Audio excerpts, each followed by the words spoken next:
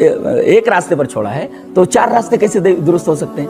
اور جب ہم دعا مانگتے ہیں اہدنا الصراط المستقیم، تو اہدنا الصراط المستقیم تو چار صراط مستقیم کیسے ہو سکتے ہیں؟ یہ بھی صحیح، یہ بھی صحیح، یہ بھی صحیح۔ جو محبت ہے وہ علم القرآن ہے، جی جی، اور اس پر الحمدللہ 15 سال سے ہر رمضان میں تفسیر کیا کرتا ہوں، اور برکت یہ ہوئی کہ الحمدللہ تقریباً 25 لاکھ لگے، اور وہ کتاب 3 جلدوں میں تیار ہو کر کے آئی، جو بہت ساری تفاسیر کا خلاصہ ہے۔ پہلے اپنے آپ کو صحیح کرو، آپ کا عقیدہ اور عمل صحیح ہونا، وہ اہلیکم، پھر اپنے اہل و عیال کو۔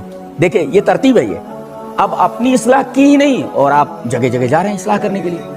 یا ایھا الذین آمنوا کے طرز پر جو علماء ہیں جنہوں نے محنت کی، اور ابو زید ضمیر نے صرف اردو ہی نہیں بلکہ عربی بھی پر کافی دسترس بہم پہنچائی ہے، لہذا سلف کی کتابوں سے جڑے رہیں، اور جہاں انہیں کہیں شبہ ہو علماء سے باقاعدہ ربط رکھیں۔ ہاں بعض لوگ جو ہے علماء سے ربط نہ رکھتے ہوئے جو ہے اس طریقے کی چیزیں کرتے ہیں، ہم ان بردرس کا کنڈم کرتے ہیں، اور جو ہے ان کے بارے میں ہمیں کہتے ہیں کہ اس طریقے کی تقریر وغیرہ نہ کریں۔ السلام علیکم ناظرین، آج ہمارے درمیان تشریف فرما ہے اسلامی دنیا کے مشہور و معروف عالم شیخ جلال الدین قاسمی۔ اس سے پہلے کہ میں پروگرام کی شروعات کروں، میں چاہتا ہوں کہ شیخ کا شکریہ ادا کروں کہ شیخ نے اتنے بزی شیڈیول میں ہمارے لیے وقت نکالا۔ بہت سارے طالب علم جو مدارس سے تعلق نہیں رکھتے ہیں، وہ علم حاصل کرنا چاہتے ہیں۔ آج یہ نشست اس لیے رکھی گئی ہے کہ ہم علماء کو عوام کے روبرو کریں۔ میں شیخ سے سب سے پہلا سوال یا ان سے یہ پوچھنا چاہوں گا کہ شیخ کے بارے میں شیخ ہم کو یہ بتائیں، شیخ کس بستی سے تعلق رکھتے ہیں، شیخ کا فیملی بیک گراؤنڈ کس طرح سے ہے؟ الحمدللہ رب العالمین والصلاة والسلام علی رسول الامین وعلی آلہ وصحبہ اجمعین، اما بعد، بسم اللہ الرحمن الرحیم۔ میرے والد صاحب کا نام مطیع اللہ ہے، 1 سال پہلے انتقال ہو چکا ہے۔ وہ ایک کسان تھے اور میں ایک کسان کا بیٹا ہوں، اور جس گاؤں سے میرا تعلق ہے اس گاؤں کا نام نوا گاؤں ہے۔ اس گاؤں میں پہلے شیعوں کا غلبہ تھا، گاؤں میں 2-3 اہل حدیثوں کے علاوہ پورا گاؤں بریلوی تھا۔ میرے گھر والے خود بریلوی تھے۔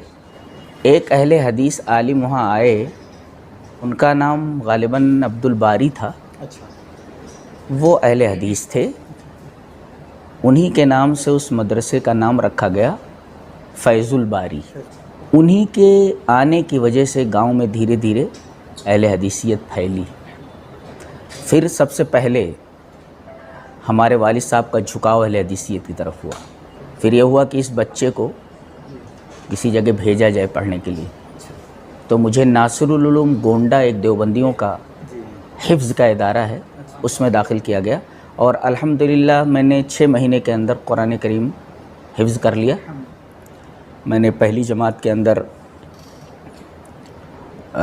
بونڈیہار جو اس وقت گونڈہ میں ہے، اور وہاں جو مدرسہ ہے مولانا عبد الرحمن مبارک پوری صاحب تحفۃ الاحوذی، جو ترمذی کے سب سے عظیم الشان شارح ہیں، اور میرا خیال ہے کہ ترمذی کی ویسی شرحیں بہت کم کی گئی ہیں اور بہت ہی اعلیٰ درجے کی شرح ہے، ان کا قائم کردہ وہ اسکول تھا۔ میں نے تقریباً وہاں ابتدائی تعلیم 1 یا 2 سال وہاں پر حاصل کی، فارسی ہے، کچھ عربی ابتدائی کتابیں ہیں وہ پڑھی۔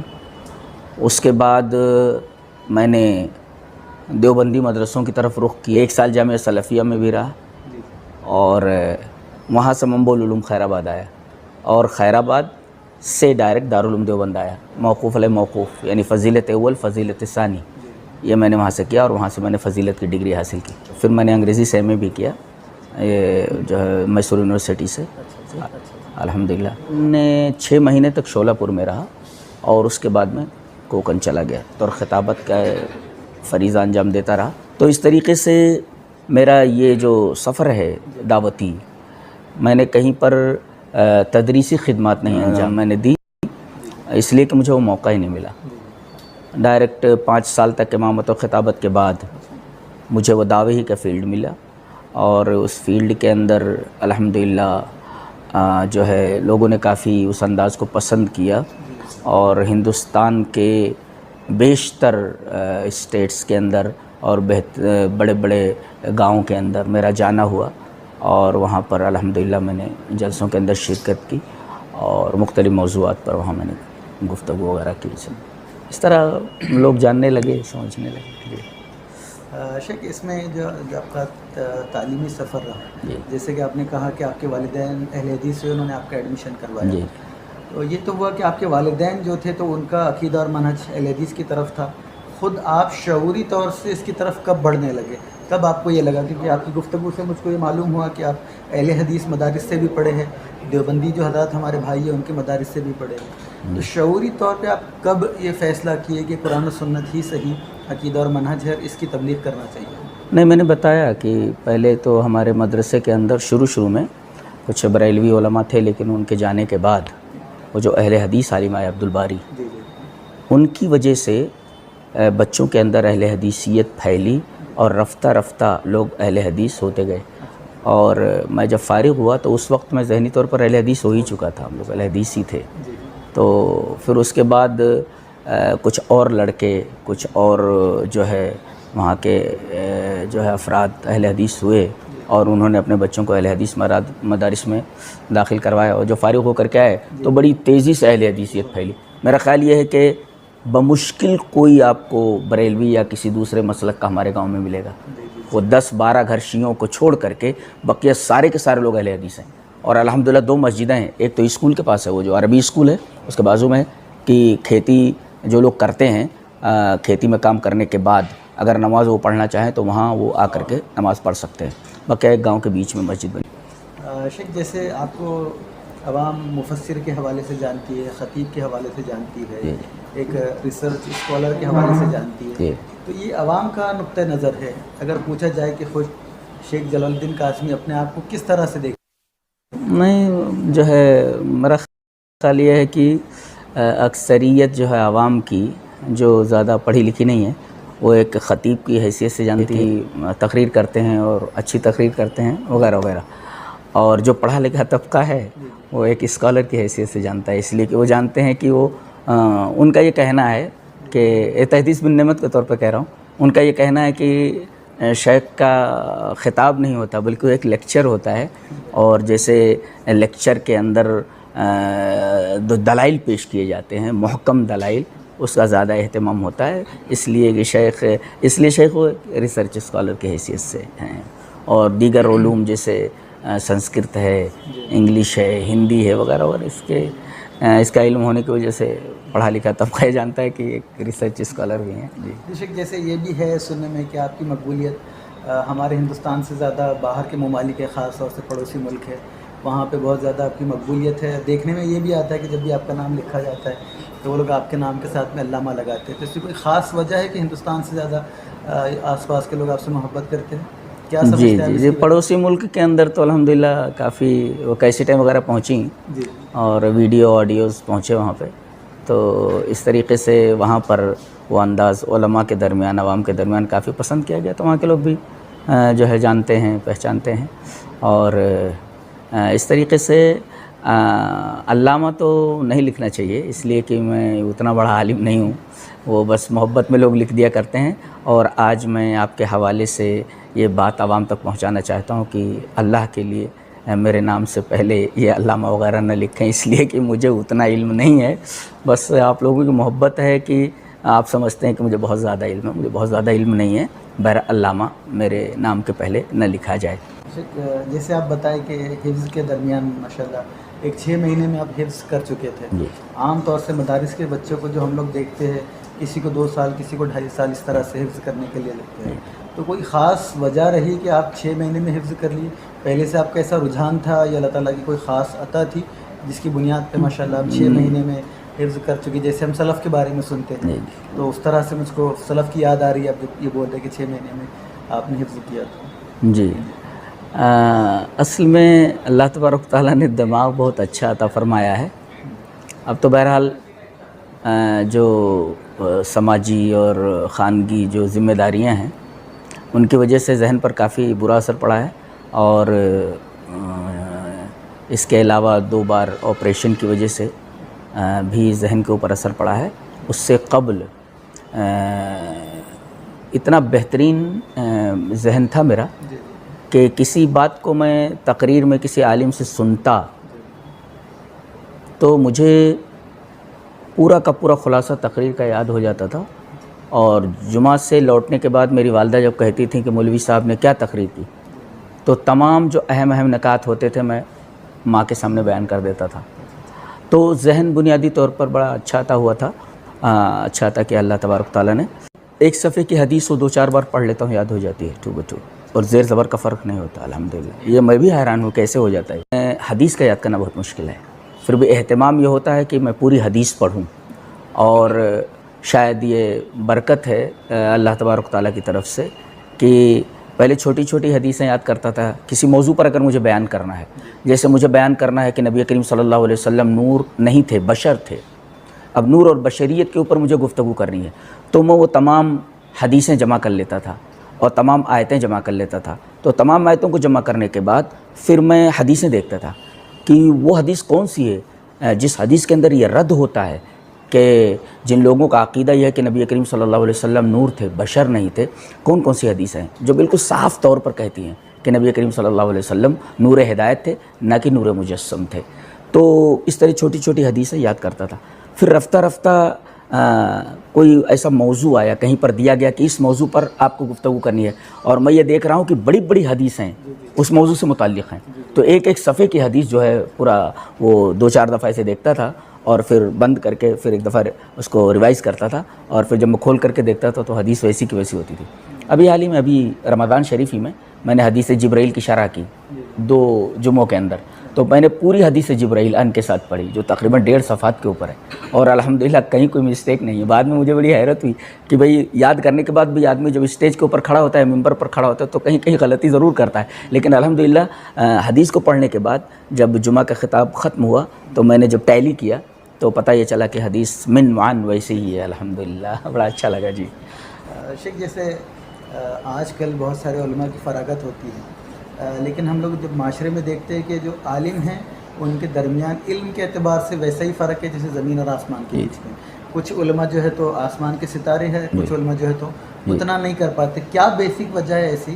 ہم لوگ کے اعتبار سے یہ ہونا چاہیے کہ اگر کوئی عالم فارغ ہو رہا ہے تو واقعتاً عالم ہونا چاہیے. تو جو نئے علماء فارغ ہو رہے ہیں آخر وہ کیا ایسی غلطی کرتے ہیں کہ معاشرے میں 5-10 سال کے بعد میں ایک بڑے عالم میں اور ان میں فرق آنا شروع ہو جاتا ہے؟ اس کی بنیادی وجہ ہمارے مدارس کا جو نصاب ہے، اس نصاب کے اندر کچھ تبدیلی لانی چاہیے. اس لیے کہ کہیں کہیں مدرسوں کے اندر، جیسے رحمانیہ دلی جو بعد میں انگریزوں نے اسے بلڈوزر سے پست کر دیا، وہاں کی جو تعلیم کا انداز تھا، میرا خیال ہے کہ آج وہ انداز کہیں نہیں پایا جاتا. ہر فن ان کو پڑھایا جاتا تھا. علم الحدیث ہے، آپ دیکھیے کہ وہیں سے فارغ ہیں جو ہے مولانا عبید اللہ صاحب رحمانی، جنہوں نے مرآت لکھے، جو مشکات کی عربی میں کئی جلدوں میں اس کی شرح ہے. اور اسی طریقے سے بڑے بڑے خطیب نکلے، مولانا عبدالرؤف صاحب جھنڈا نگری ہیں جنہیں خطیب الہند کہا گیا. تو ہمارے مدارس کا جو نصاب ہے، وہ نصاب میرا خیال ہے کہ طلبہ کے ذہن کے مطابق نہیں ہے، اور جیسا ان کو پڑھانا چاہیے اس طریقے سے پڑھایا نہیں جاتا ہے. اور دوسری بات یہ کہ طلبہ دلچسپی نہیں لیتے. جو طلبہ زیادہ دلچسپی لیتے ہیں وہ جس فن میں زیادہ دلچسپی لیتے ہیں، فراغت کے بعد اس فن کا اظہار ان سے ہوتا ہے. بعض لوگ پڑھنے کے زمانے میں حدیث پر محنت کرتے ہیں تو پتہ یہ چلتا ہے کہ بھئی حدیث کے اوپر لکھ رہے ہیں اور حدیث کے اوپر انہوں نے کافی محنت کی ہے. بعض لڑکے نکلتے ہیں تو خطابت کے میدان میں چلے جاتے ہیں. تو میرا خیال ہے کہ مدارس کے نصاب کے اندر تھوڑی تبدیلی لانی چاہیے. جی، کچھ تو مدارس کے نصاب کی کمی ہے، کچھ پڑھانے کے انداز کی کمی ہے، اور کچھ طلبہ کی محنت کی کمی ہے. اور جو طلبہ اس موجودہ نصاب اور اس سے پہلے کے نصاب کو برتتے تھے اور پڑھتے تھے، اگرچہ اس کے اندر کمی تھی اور پڑھانے والے ویسا پڑھاتے نہیں تھے اور طلبہ محنت نہیں کرتے تھے. بعض طلبہ فراغت کے بعد پھر نئی نئی چیزیں مطالعے میں رکھنے کی وجہ سے وہ آگے بڑھتے گئے. جیسے میں نے بنیادی طور پر سارے فنون پڑھے، جیسے منطق ہے، فلسفہ ہے، اصول حدیث ہے، فقہ ہے، اصول فقہ ہے، تفسیر ہے، اصول تفسیر ہے، تمام چیزیں پڑھی. لیکن ان تمام، جیسے فرائض ہے، फ़राइज़, जैसे कोई आदमी मर गया तो किसको कितना मिलना चाहिए, वारिसीन कौन कौन है, कैसे क्या है, इस फ़न से मुझे कोई दिलचस्पी नहीं थी। अच्छा। लेकिन अब जैसे तफसीर के मैदान में मैं आया तो देखा कि यूसीकुमुल्लाहु फ़ी औलादिकुम वाली जो आयत है, सूरह निसा की आयत नंबर 11, सूरह निसा की आयत नंबर 12, सूरह निसा की आखिरी आयत, उसकी शरह की ही नहीं जा सकती जब तक कि आदमी फ़राइज़ का जानने वाला ना हो और फ़राइज़ का माहिर ना हो, किसको कितना मिलना चाहिए। तो अल्लाह तबारक व तआला ने इन 3 आयतों की वजह से मुझे इस बात की तौफ़ीक़ दी कि मैं इल्मुल फ़राइज़ को नए सिरे से उसे पढ़ूँ, मुताला करूँ। और कुछ अपने असातिज़ा हैं, कुछ दोस्त लोग हैं जो इस फ़न से वाक़फ़ियत रखते थे, मैंने उनसे मशवरा किया और अल्हम्दुलिल्लाह उस पर एक किताब लिखी, तदमीसुल फ़राइज़, जो इस वक्त अल्हम्दुलिल्लाह उलमा का कहना यह है कि तमाम आसान किताबों में किफ़ायतुल्लाह सनाबिली की किताब तफ़हीमुल फ़राइज़, फिर मेरी किताब तदमीसुल फ़राइज़ है आसान। तो ऐसा होता है कि अगरचे निसाब के अंदर कुछ कमी थी, पढ़ाने वाले पढ़ाते थे, अपने अंदाज से पढ़ाते थे और तलबा दिलचस्पी नहीं लेते थे, लेकिन पढ़ने के बाद, फ़रागत के बाद उन्होंने अपना तालीमी सफ़र जारी रखा और जिस फ़न के अंदर उन्हें दिलचस्पी थी उसके अंदर तो मुताला करते करते उन्होंने उसको कमाल तक पहुंचाया ही या बहुत आगे बढ़े। जिन फ़नून को वो लोग ज़्यादा उसकी तरफ तवज्जो नहीं देते थे, उसे सरफ़ नज़र करते थे, फ़रागत के बाद उन फ़नून की तरफ भी उन्होंने तवज्जो दी और उसके बाद उसके अंदर भी उन्होंने महारत हासिल की। उसकी मिसाल एक मैं हूँ अल्हम्दुलिल्लाह। अब तक तकरीबन मैंने 12 उलूम के ऊपर किताबें लिख डाली हैं। शेख, आज आपका शेड्यूल कैसा है पढ़ने के एतबार से, और दौरान तालीम किस तरह हुआ करता था, ताकि अगर शागिर्द है पढ़ रहे हैं तो वो देखे कि किस तरह से आपने मेहनत की और उसको कॉपी कर सके, और आज जो उलमा है अगर आपकी तरह रिसर्च करना चाहते हैं तो उनको एक हल्की सी झलक मिले कि हमारे शेख इस तरह से वक्त गुजारते हैं तो हम इस तरह से इल्म हासिल कर सकते हैं। पढ़ने के ज़माने में तो बहरहाल उतनी आसानियाँ, उतनी फ़ैसिलिटीज़ मुहैया नहीं थी जो आजकल के दौर में है। जैसे पहले था कि एक गैस रख दिया जाता था, गैस जला करके रख दिया जाता था और अतराफ़ में बच्चे पढ़ते थे, उस पर कीड़े उड़े भी आते थे, कितनी परेशानी होती थी पढ़ने के लिए। कहीं रोशनी कम पड़ रही है, कहीं ज़्यादा पड़ रही है, बस उसी में आपको पढ़ना पड़ता था। और उसके बाद हम लोग वो एक बोतल लेकर के कोई दवाई ववाई की, उसके अंदर जो है उसके ढक्कन के अंदर सोराख करके उसके अंदर कपड़े का वो डाल देते थे बत्ती, और उसके अंदर मिट्टी का तेल डाल करके अलग अलग हम लोग अपने अपने जगहों पर, जहाँ हमें जगह दी जाती थी पढ़ने वगैरह के लिए और सोने के लिए, वहाँ पर बैठ करके हम लोग पढ़ते थे। उस तरीके से तो मेरा ख्याल है कि आज तलबा को अगर वो किसी एक भी नहीं पढ़ेगा, जितनी तकलीफ़ों से हम लोगों ने पढ़ा है। खाना बस टाइम पर मिल गया, जितना मिल गया बस उसी पर आप इक्तफ़ा कीजिए। बाकी आप जो घर से ले गए, थोड़ा बहुत भूजा है, भूजा जिसको बोलते थे, और कुछ और चीज़ें ले गए, कुछ दिनों तक चलता रहता था। बाकी आपको बस क़नाअत करना ही है जो कुछ मिल गया आपको। तो वो परेशानी, जिन परेशानियों को हम लोगों ने झेला है पढ़ने के ज़माने में, आजकल के तलबा अगर उनको वो परेशानियाँ दे दी जाएँ, वो उन परेशानियों में उतर एक भी नहीं रहेगा, इल्ला माशाअल्लाह सबके सब भाग जाएंगे। तो वो गैस रहता था, उससे पढ़ते थे, फिर वो बत्ती जो रहती थी उससे हम लोग पढ़ते थे। लाइट वगैरह तो थी नहीं, पंखे वंखे का कोई मामला ही नहीं था। हाँ, कहीं भी जा करके सो जाते थे, छत के ऊपर या कहीं बिस्तर उस्तर डाल करके, चद्दर उद्दर डाल करके सो जाते थे। ये जो तब्दीलियाँ आई हैं, और जैसे जैसे मेरा ख़्याल है कि ज़्यादा जो सहूलतें दी जाने लगीं, लड़के काम चोर नहीं तालीम चोर होने लगे, कम पढ़ने लगे और उनको ज़्यादातर तायुश चाहिए, आसानियाँ चाहिए, और इन आसानियों ने उनको काम चोर बना दिया, तालीम चोर बना दिया। तो ये फ़र्क भी है हम लोगों के दौर और आजकल के दौर के अंदर। तो वो परेशानियाँ तो हम लोगों ने उठाई हैं काफ़ी। ऐसा भी था कि आजकल है कि लड़का क्लासरूम से बाहर निकला तो अब असातिज़ा से कांटेक्ट नहीं कर सकता। तो हम लोग क्या करते थे कि जिस उस्ताद से हम लोग जो किताब पढ़ते थे उस किताब की तकरार कराते थे हम लोग। जैसे एक लड़का जो ज़्यादा, जैसे अपने साथियों में मैं था, तो मैं तकरार कराता था। तकरार का मतलब ये होता है कि उस्ताद ने जिस अंदाज से पढ़ाया है, जो बात पढ़ाई, जितना पढ़ाया है, वो आप बच्चों को साथ लेकर के आप उस अंदाज से पढ़ाएं। तो पढ़ने के ज़माने में लड़का मुदर्रिस हो जाता था। तो इस अंदाज से जो है ये तालीम चलती थी। अच्छा, कहीं कुछ भूल गए, कहीं नहीं समझ में आया, तो डायरेक्ट उस्ताद से किसी भी वक्त जा करके उनसे समझ सकते थे। आजकल वो चीज़ नहीं है। तो तालीम के बुरे असरात में से एक असर ये भी है कि तलबा का डायरेक्ट असातिज़ा से कांटेक्ट वैसा नहीं रह गया। और पहले हाँ, और ये रब्त जो होता था ये एक रूहानी रब्त भी होता था। हर उस्ताद ये चाहता था कि बच्चों को हम ज़्यादा से ज़्यादा क्या दे दें। तनख्वाहें कलील होने के बावजूद भी बड़ी मेहनत करते थे। आज तनख्वाहें उलमा की बहुत ज़्यादा हैं, लेकिन अब रब्त जो तलबा का और असातिज़ा का रह गया, मेरा ख्याल है कहीं ना कहीं गैप है, कहीं ना कहीं उसके अंदर तब्दीली लानी चाहिए। जी जी, इसलिए शायद मैं किसी तकरीर में आपके बारे में सुना कि आप कह रहे थे जब आप देवबंद में पढ़ रहे थे, वहाँ पे आपके कोई देवबंदी आलिम थे जी, तो उनके बारे में कह रहे थे कि वो कहते थे कि हदीसें मैंने जितनी पढ़ाई है उनके ऊपर सारा मेरा अमल है।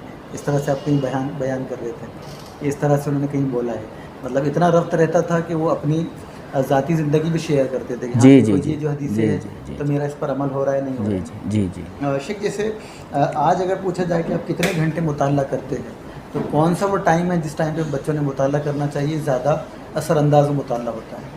اب وہ تو اپنی طبیعت کے اوپر ہے. جیسے اب تو طبیعت ساتھ نہیں دیتی اتنا، پھر بھی جتنا ایک IAS بچہ محنت کرتا ہے IAS میں یا IPS میں کامیابی حاصل کرنے کے لیے، تقریباً 18 گھنٹے تک پڑھنا اور یہی کوئی 6-7 گھنٹہ دیگر چیزوں میں لگانا اور پھر سونے میں صرف کرنا، تو تقریباً میں اب بھی 15 گھنٹے تک پڑھتا ہوں. 15 گھنٹے مطالعہ؟ جی جی مطالعہ ہوتا ہے الحمدللہ. یہی وجہ ہو سکتی ہے کہ آج کے جو نوجوان علماء ہیں ان میں مطالعہ کرنے نہیں کا نہیں اتنا پڑھتے شوق نہیں پڑھتے نہیں اس لیے پڑھتے شاید جی، وہ مطالعے کی فرق کمی بہت نظر زیادہ. آتا ہے. جی جی جی جی بہت. اگر کوئی یہ فرق ہٹانا چاہے تو اس کو چاہیے کہ 15 سے 16 گھنٹے کا جی جی جی پڑھنا ہی ہے. جی میں بھی ایک سوال پوچھوں. جی جی دیوبند مدرسے میں پڑھ کے آپ اہل حدیث کی تھی، نہیں، میں پہلے سے اہل حدیث تھا.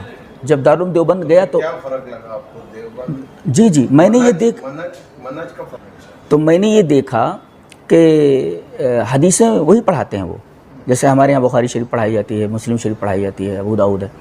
تو وہاں کیا ہے، پہلے فقہ کی ساری کتابیں پڑھا دی جاتی ہیں. فقہ ہاں فقہ کی کتابیں پڑھا دی جاتی ہیں، اور میرا خیال ہے چوتھی جماعت کے اندر پہل یہ مشکوٰۃ شریف لائی جاتی ہے، اور اس کے بعد جو ہے پھر بخاری و مسلم اور بڑی تیزی سے اس کو پڑھا دیا جاتا ہے، دوڑا دیا جاتا ہے، لیکن فقہ کی کتابیں پہلے پڑھا دی جاتی ہیں. اچھا کوئی مسئلہ اگر ایسا لگا کہ یہ ایسا کیوں ہے تو کہہ دیتے تو فقہ کی کتابوں میں تم لوگ پڑھ چکے، اس کا جواب موجود ہے. نور الانوار کے اندر یہ پڑھ چکے، یہ اصول موجود ہے، اور اس طریقے سے ہدایہ کے اندر یہ چیز پڑھ چکے ہو، اور فلاں اصول شاشی کے اندر یہ اصول پڑھ چکے وغیرہ وغیرہ، وہ کہہ کر کے اسے ٹال دیا جاتا تھا. مثلاً جیسے بخاری شریف ہم لوگ پڑھتے تھے مولانا سعید احمد صاحب پالن پوری سے، ابھی جن کا انتقال ہوا. مجھے بڑی حیرت ہوئی کہ ابھی 4-5 دن پہلے ان کی میں نے ایک ویڈیو سنی، اس کے اندر وہ کہہ رہے ہیں کہ غیر مقلدین کے ہاں بہن کے ساتھ یا کسی کے ساتھ ایسا کچھ محرمات، کسی محرمہ کا نام لیا انہوں نے کہ ان کے ساتھ بھی شادی جائز ہے. اور انہوں نے یہ بات کہی کہ غیر مقلدین کے ہاں عرف الجادی کا انہوں نے کوئی حوالہ دیا کہ عورت کے پیچھے سے بھی وہ اس طریقے سے وہ کرنا ان کے ہاں حلال ہے وغیرہ وغیرہ. تو مجھے بڑی حیرت ہوئی کہ اہل حدیثوں کا منہج بالکل واضح ہے، قرآن و سنت بالکل واضح ہے، اس کے باوجود آج بھی وہ اس طریقے کے بیانات دے رہے ہیں. تو میں یہ کہہ رہا تھا کہ ان کے ہاں بخاری جلد اول تھی تو 40 یا 45 منٹ کی گھنٹی ہوتی تھی. تو قرات خلف الامام کا مسئلہ آیا اور 1 ہفتے تک انہوں نے قرات خلف الامام پر درس دیا، اور اہل حدیثوں اور شوافے کے جو دلائل ہوتے ہیں ان کی کاٹ چھاٹ کی. تو اس طریقے کی چیزیں رہتی تھی، اور کہیں کوئی حدیث آ گئی تو اس کی تعویل کر کے امام ابو حنیفہ رحمۃ اللہ علیہ کے مسئلہ کے مطابق بنا دیتے تھے. ہوتی نہیں تھی. ہوتی کہاں. تو آج کل سب ظاہر آپ دیکھ سکتے ہیں نا کہ کس طریقے کی تعویلیں انہوں نے کی ہیں اور معاملہ کیا ہے. یہ کہا جا سکتا ہے شیخ کہ دارالعلوم دیوبند میں جب آپ نے پڑھا تو مزید انہوں نے آپ کو اہل حدیث بنا دیا. جی جی جی ان کے کمزور دلائل ہونے کے، ہاں اگر ان کے پاس یہ دلائل موجود ہے مطلب نیچے تو کسی کے پاس دلائل کوئی نہیں. جی جی جی چاروں امام برحق، جی اس پہ کیا چاروں امام کیسے برحق ہو سکتے ہیں؟ حق تو ایک ہوتا ہے. فماذا بعد الحق الا الضلال، حق کے بعد کیا رہ جاتا ہے سوائے گمراہی کے. معاملہ یہ ہے کہ اماموں میں حلال و حرام تک کے اختلافات ہیں، تو ایک چیز حلال بھی ہو حرام بھی ہو کیسے ہو سکتا ہے؟ تو حق جو ہوتا ہے چار چیزوں کے درمیان دائرہ نہیں ہوتا، حق ایک ہی ہوتا ہے. اس لیے کہ قرآن کہتا ہے فماذا بعد الحق الا الضلال، حق کے بعد کیا رہ جاتا ہے سوائے گمراہی کے. 4 باتیں حق نہیں ہوتی ہے. تو کسی بچے سے بھی پوچھئے کہ 2 اور 2 کتنے ہوتے ہیں، بولے 4 ہوتا ہے. کوئی کہیں 5 ہوتا تو کیسے وہ مانے گا؟ بچہ نہیں مانتا اس کو. اس لیے حق ایک ہی ہوتا ہے. جی اور ہمارے رسول صلی اللہ علیہ وسلم نے تو یہ فرمایا کہ میں تمہیں مہجت بیضا پر چھوڑ کر جا رہا ہوں. مہجت بیضا کا مطلب یہ ہے کہ کوئی راستہ ایسا ہے جس میں اندھیرا ہو، تو ظاہر ہے اندھیرے راستے پر آدمی جگہ جگہ ٹھوکریں کھا کر گرے گا، لیکن راستہ اتنا روشن ہو کہ راستے کے پورے نشیب و فراز، یہاں تک کہ سوئی بھی اگر گری ہوئی، کوئی کانٹا بھی وہاں موجود ہو، آدمی کو نظر آ جائے تو آدمی غلطی کہاں کر سکتا ہے. تو ہمارے نبی یہ فرما رہے کہ میں نے تم کو مہجت بیضا پر چھوڑا ہے، روشن شاہراہ کے اوپر. ہمیں تو ایک ایک چیز دکھ رہی ہے، تو 4 چیزیں ہم کو کیسے ایک راستے پر چھوڑا ہے، تو 4 راستے کیسے درست ہو سکتے ہیں؟ اور جب ہم دعا مانگتے ہیں اہدنا الصراط المستقیم، تو اہدنا الصراط المستقیم تو ہمارا صراط مستقیم ایک ہی ہے، تو شیطان کو بھی پتہ ہے کہ صراط مستقیم ایک ہی ہے، تو 4 صراط مستقیم کیسے ہو سکتے؟ یہ بھی صحیح، یہ بھی صحیح، یہ بھی صحیح، 4 چیزیں کیسے صحیح ہو سکتی؟ شیخ ہماری اہل حدیث مساجد، آئیڈیل اہل حدیث مسجد کیسا ہونی چاہیے، تھوڑا بتائیں۔ میں سوال کی وضاحت کر دیتا ہوں۔ جی یہ سوال اس طرح سے پوچھنا چاہ رہے کہ جس طرح سے اللہ کا شکر ہے کہ مسجدیں بناتے ہیں، جی تو ہوتا ہی ہے کہ لوگ آ کے 5 وقت کی نمازیں پڑھ کر چلے جاتے ہیں، تو مسجدوں کو فعال کس طرح سے بنایا جا سکتا ہے؟ مسجد کی چھت کے نیچے کن کن طرح کے کام کیے جا سکتے ہیں؟ اگر اس کا تفصیل سے جواب دیں انشاءاللہ تو ساری مساجد جو چلا رہے ہیں ان کے لیے انشاءاللہ یہ ایک پہلے تو مسجد کے جو متولیان ہیں ان کا انتہائی مخلص ہونا ضروری ہے اور دین پسند ہونا ضروری ہے۔ قرآن حکیم میں ہے کہ انما یعمر مساجد اللہ من آمن باللہ والیوم الآخر، اللہ پر ایمان ہو، آخرت پر ایمان ہو، کسی سے ڈرتے نہ ہو، اور اس میں بھی یہ کسی سے ڈرتے نہ ہو۔ اگر متولی مصلحت پسند ہو جائے تو پھر کام نہیں ہوتا، اسے اسٹرکٹ ہونا چاہیے کہ اللہ کے رسول نے فرمایا حدیث سے موجود ہو تو یہیں چلے گی یہ۔ اور اسی طریقے سے دوسرا معاملہ ہے تو متولیان جو مسجد کے ذمہ داران ہیں ان کے اندر وہ صفات ہونی چاہیے جو قرآن حکیم بتاتا ہے۔ ایک تو یہ کہ ایمان باللہ ہو، یوم آخرت، تو اللہ سے ڈرنے والے ہو۔ جب اللہ سے آدمی ڈرے گا تو حلال و حرام کی تمیز کرے گا۔ مسجد میں نیز مسجد تعمیر ہو تو اس میں حلال و حرام کا جو مسجد کی تعمیر کے وقت جو پیسے جمع کیے جاتے ہیں حلال و حرام کی تمیز ہونی چاہیے، غلط پیسے مسجد میں نہ لگائے جائیں۔ اور اس کے اندر جو نوجوان ہیں جو دین کی طرف مائل ہیں اور ایک حلقہ بنا لیں، ایک گروہ بنا لیں اور پھر وہ دروس کا اہتمام کریں وقتاً جیسا ان کے لیے آسانی ہو مسجد میں جس طریقے سے، تو وقتاً فوقتاً دروس کا، اور شروع میں عقیدے کو ترجیح دیں۔ پہلے عقیدہ بتائیں لوگوں کو، عقیدہ بتائیں، پھر عقیدے کے بعد سب سے ضروری چیز ہمارے لیے ہے کہ جو سب کے لیے ایک آئیڈیل کی حیثیت رکھتی ہے کہ ہم نماز کس طرح پڑھتے ہیں، تو ان کی نماز پہلے صحیح کرائی جائے۔ تو اس طریقے سے عقائد پر دروس ہوں، اس طریقے نماز کے اوپر دروس ہوں، پھر جیسے جیسے مسائل آگے بڑھتے جائیں اسی طریقے سے دروس جاری رہیں، اور وقتاً فوقتاً علماء کو بلا کر کے جو مسائل کے اوپر درک رکھتے ہوں، وہاں پر جو پیش آمدہ مسائل ہیں ان مسائل کو علماء سے دریافت کریں، باقاعدہ اس کی ویڈیو شوٹ کی جائے اور دوسروں تک، وہاں جو لوگ موجود رہیں وہ تو سنیں ہی، دوسروں تک وہ کیسٹیں پہنچائی جائیں۔ تو ایک تو دروس کا سلسلہ، دروس میں عقائد کو پہلے رکھیں، اور اس کے بعد نماز جو کہ 5 وقت ہمارے لیے ضروری ہی ہے تو اس کو صحیح کروائیں، اور باقاعدہ وہ نوجوان جو ہے مسجد کے علاوہ فیلڈ ورک بھی کریں، لوگوں کو بلا کر کے لائیں، ان سے بات کریں کہ چلیے بیٹھیے وغیرہ وغیرہ، وہ طریقہ کیسا بھی ہو سکتا ہے۔ تو یہ ساری چیزیں مسجد کے اندر ہونی چاہیے۔ ایک تو متولیان اچھے ہوں، دوسرے نوجوانوں کا ایک حلقہ ہو، نوجوانوں کا ایک گروہ ہو جو مسجد میں اس طریقے کے کام کرے اور باہر فیلڈ ورک بھی کرے اور لوگوں کو اس مسجد میں آنے کی دعوت دی جائے۔ جی شیخ، اس میں ایک وضاحت اس طرح سے چاہتا ہوں کہ اگر مسجد کی چھت کے نیچے بیت المال کا نظم کیا جائے، وہ ضروری ہے۔ ایسا تو نہیں ہے کہ مسجد کی حرمت جو ہے تو پامال ہو رہی ہے کہ بیت المال کا سارا بات چیت وہاں پہ ہو رہی ہے، اس کے بارے میں آپ کا کیا خیال ہے؟ نہیں، بیت المال کا قیام تو بہرحال ضروری ہے اور اجتماعی نظم بیت المال کا ہونا چاہیے۔ اور اس سلسلے میں نے ایک عالم کا بیان بھی سنا جو مجھے بہت اچھا لگا، میرے دوستوں میں سے مدنی ہے وہ، تو انہوں نے کہا کہ دیکھیے ساری چیزیں کی جاتی ہیں، اب صحابہ کرام جب جماعت میں آتے تھے تو یہ دیکھتے تھے، اور جماعت کا فلسفہ یہ ہے کہ بھائی لوگ یہاں جمع ہیں، کوئی آدمی کیوں نہیں جماعت میں حاضر ہوا؟ کیا اس کو کوئی تکلیف ہے؟ کیا اس کو کوئی پرابلم ہے؟ تو معاش کا بھی بڑا گہرا تعلق ہے ایمان سے۔ کبھی کبھی کفر جو ہو، کبھی کبھی آدمی کو فقر کفر تک پہنچا دیتا ہے، تو ایک بیت المال کا نظام ہونا چاہیے باقاعدہ، اور وہ نظم کیسے قائم کیا جائے، وہاں کی سہولت کے اعتبار سے باقاعدہ وہ ہو اور مستحقین تک وہ چیز پہنچائی جائے۔ جی وہ ضروری ہے، اس کی گنجائش ہے؟ بالکل ہونی ہی چاہیے۔ جی جیسے شیخ ایک کوئی مسجد سینٹر کی حیثیت رکھتی ہے، اس کے جو وہاں پر آ کر علم حاصل کرنے والے جو اہل حدیث حضرات ہیں وہ دور دور سے آتے ہیں۔ مثلا اگر آپ کا جمعہ رکھا جائے تو بعض لوگ 70 کلومیٹر سے 80 کلومیٹر سے آتے ہیں، آپ کا جمعہ اٹینڈ کرتے ہیں، ساتھیوں کے درمیان بیٹھ کے ان کی جو ہے تو تعلیم تربیت ہوتی ہے۔ لیکن اگر وہ ٹھہرنا چاہے 2-3 دن وہاں پہ اور علم حاصل کرنے کے اعتبار سے، تو کیا اس بات کی گنجائش ہے کہ مسجد میں ان کو ٹھہرایا جائے، وہاں پہ سوئے؟ بالکل نہیں کوئی مذاق نہیں، باقاعدہ اصل میں کیا ہوتا ہے کہ آج کل مسجدوں کا جو استعمال ہے، جو صحابہ کرام کے زمانے میں ہوا کرتا تھا، تابعین کے زمانے میں، تبع تابعین کے زمانے میں، ایک تو یہ عبادت گاہ کی حیثیت رکھتی ہے بنیادی طور پر، دوسرے یہ کہ اس مسجد کے اندر تعلیم و تربیت بھی کی جاتی تھی، جیسے کہ مسجد نبوی کا انداز تھا، یہاں تک کہ سزاؤں کا بھی اہتمام مسجد کے اندر کیا جاتا تھا۔ ثمامہ بن اسال کو اسی مسجد کے اندر باندھ دیا گیا تھا، ساریۃ میں سوارین مسجد سے باندھ دیا گیا تھا باقاعدہ، اور باقاعدہ وہاں پر فیصلے بھی کیے جاتے تھے۔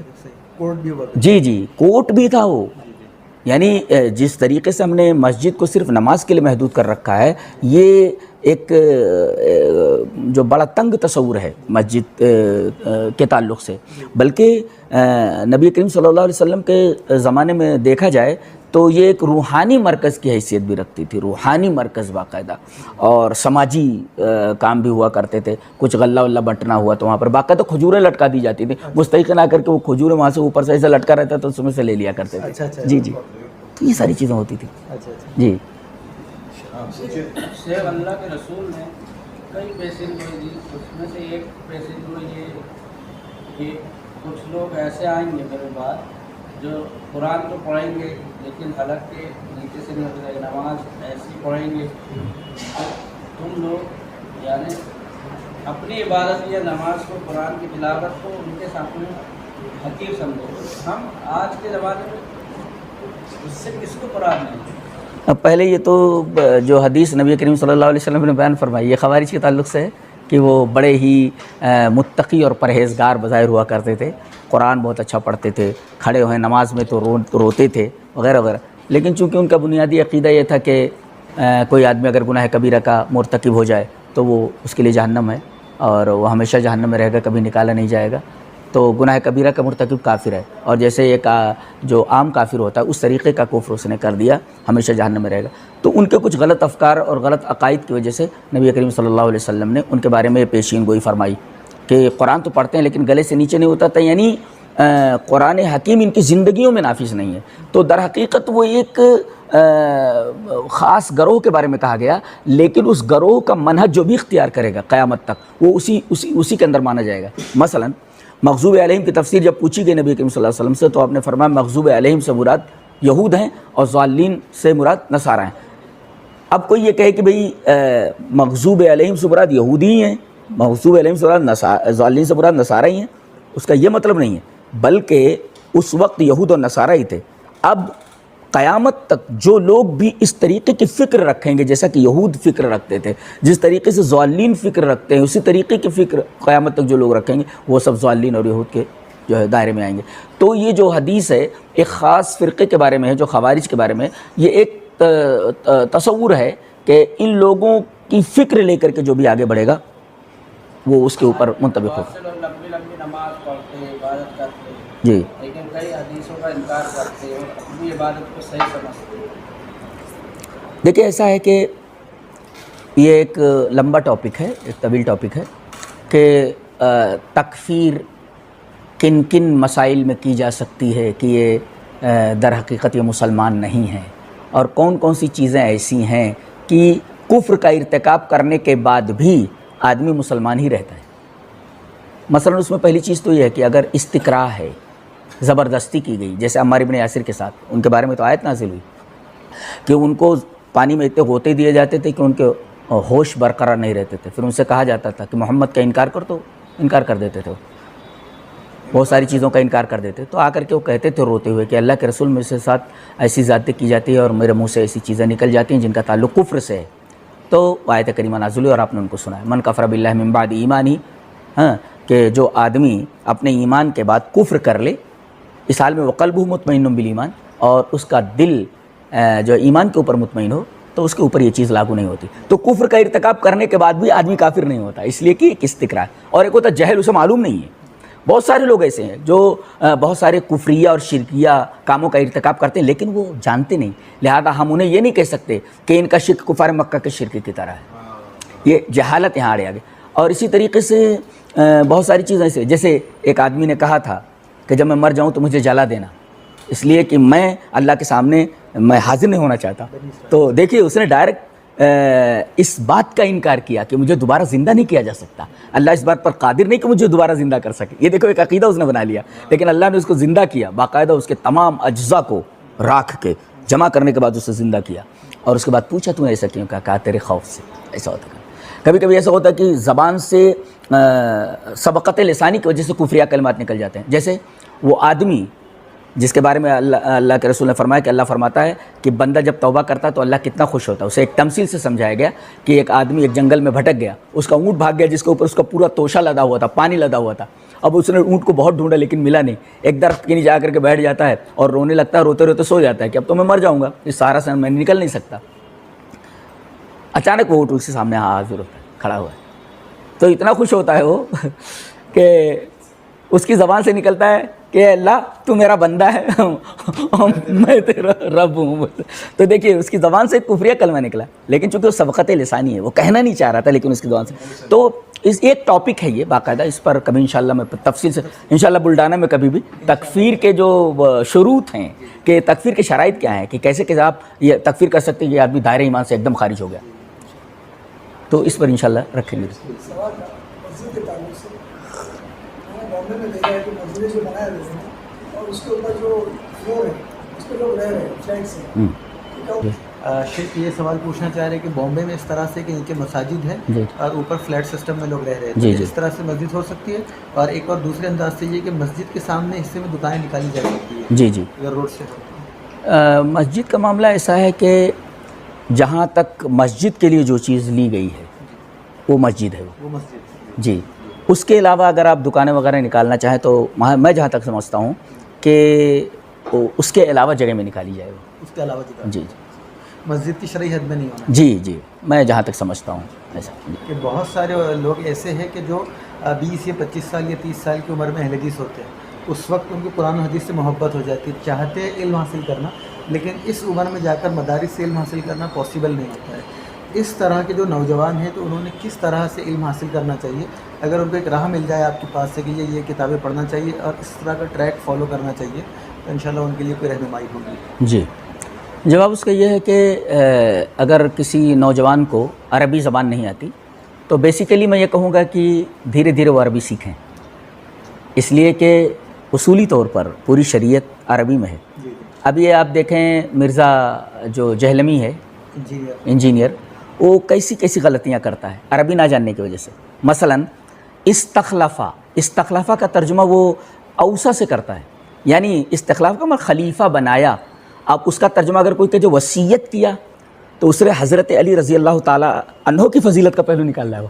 تو استخلاف الگ ہے, اور وصی بنانا, وصیت کر دینا کہ میرے بعد یہی خلیفہ بنیں گے, تو اس لفظ سے وہ چیز نہیں نکلتی ہے. اب ہمارے علماء باقاعدہ گرفت کر رہے ہیں کہ دیکھیے اس لفظ سے اس نے یہ چیز کشید کی ہے, یہ لفظ اس کی اس کشید کردہ چیز کا ساتھ نہیں دیتا. تو پہلے یہ کہوں گا کہ میں گزارش کروں گا کہ عربی سیکھیں. جو علماء آپ کے مسجد سے متعلق ہیں یا کہیں کوئی شہر میں کوئی عالم ہے تو آپ اس سے عربی سیکھیں. عربی بہت آسان ہے. میرے پاس کتنے بچے آئے ہیں اور ابھی تو میرا خیال ہے ترکیب کر لیتے ہیں باقاعدہ.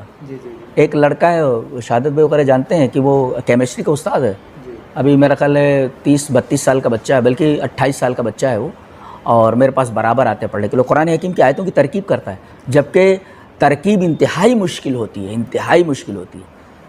میں ترکیب کا مطلب بتاتا ہوں میں کہ کیسے ہوتی ہے.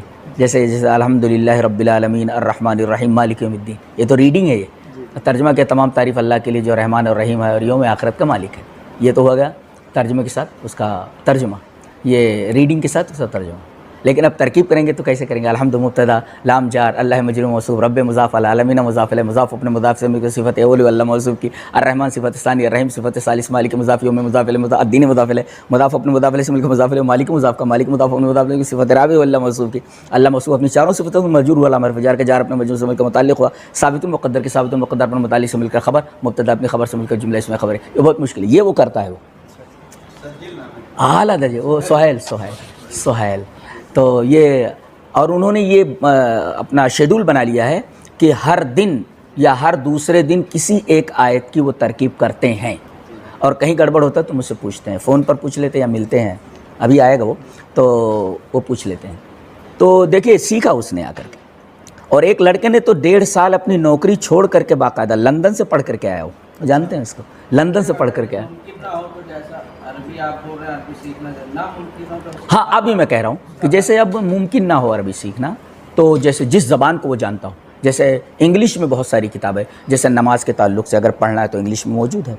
انگلش تو چھوڑیے، آپ میں اردو پر آ جاتا ہوں پہلے کہ بنیادی طور پر جو ہم لوگوں کی زبان ہے، اردو میں اگر آپ پڑھنا چاہتے ہیں تو خاص طور سے عقیدے کی کتاب التوحید آپ لے لیں، کتاب التوحید آپ پڑھ لیں عقیدے کو.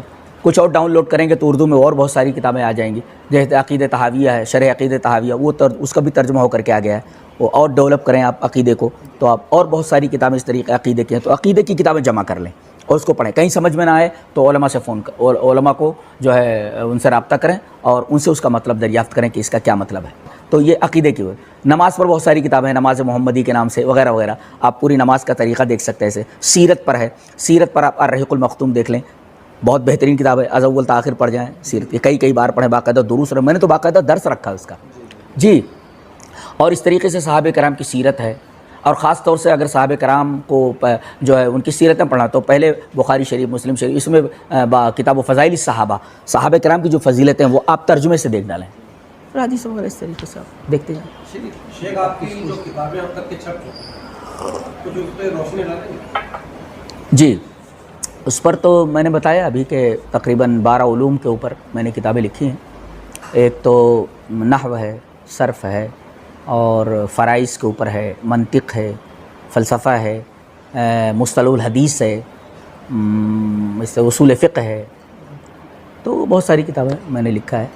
اور اس میں اگر آپ پڑھنا چاہیں تو تدمیس العقائد، عقیدے کے تعلق سے میں نے بہت ساری اچھی چیزیں جمع کر دی ہیں بہت ساری کتابوں سے، تو وہ بھی کافی مفید ہے، وہ بھی پڑھ سکتے ہیں. عقیدہ کیسا ہونا چاہیے؟ عقیدہ جی. تھوڑا اس کو واضح. عقیدہ کا مطلب یہ ہے کہ وہ بنیاد جس کے اوپر پوری اسلام کی عمارت ٹھہری ہوئی ہے. ہاں، کہ جس کو نہ جاننے کی وجہ سے پوری کی پوری عمارت اسلام کی ڈھہ جاتی ہے، اس کو عقیدہ بولتے ہیں. جیسے شرک نہیں کرنا، بدعت سے دور رہنا، اور بہت ساری چیزیں ایسی ہیں کہ یہ عقیدہ ہونا چاہیے. تو عقیدے کی بہت ساری کتابوں میں عقیدے کی قسمیں وغیرہ سب باقاعدہ بیان کی گئی ہیں. کہ جیسے ایک کفر ہوتا ہے بڑا، اس کو کفر اکبر بولتے ہیں. ایک کفر اصغر ہوتا ہے، چھوٹا کفر ہوتا ہے. جیسے چھوٹے کفر کے بارے میں نبی اکرم صلی اللہ علیہ وسلم نے فرمایا کہ مجھے اس کفر کے بارے میں اور اس شرک کے بارے میں بڑا خوف ہے تمہارے اوپر. جیسے شرک اصغر کے بارے میں آپ نے فرمایا کہ وہ ریا ہے. آدمی نیکی کا کام کرتا ہے مگر دنیا کو دکھانے کے لیے کرتا ہے تو وہ ریا ہے. لیکن یہ شرک اصغر ہے، شرک اکبر نہیں ہے کہ آپ اس کے اوپر فتویٰ لگا دے کہ تم مشرک ہو گیا اور اس طریقے سے تو جیسے کفار مکہ مشرک ہوا کرتے اس طریقے سے یہ عقیدے تعلق کہ کفر اصغر کیا ہے، کفر اکبر کیا ہے. کب آدمی کو، وہی میں نے بتایا ابھی کہ کب آدمی جو ہے دائرہ اسلام سے نکل جاتا ہے. اس کے ایک کتاب اور پڑھ ڈالیں، نواقض اسلام. اسلام کے نواقض کیا ہیں اس کے اوپر کتابیں لکھی گئی ہیں. جیسے نواقض وضو ہے کہ کن کن چیزوں سے وضو ٹوٹ جاتا ہے. نواقض صوم ہے، روزے کے نواقض کیا ہیں، کن کن چیزوں سے روزہ ٹوٹ جاتا ہے. ایسے ہی نواقض اسلام کون کون سی ایسی چیزیں ہیں جن سے اسلام ٹوٹ جاتا ہے، آدمی مسلم نہیں رہ جاتا. تو نواقض اسلام پر بھی کتابیں پڑھنی چاہیے.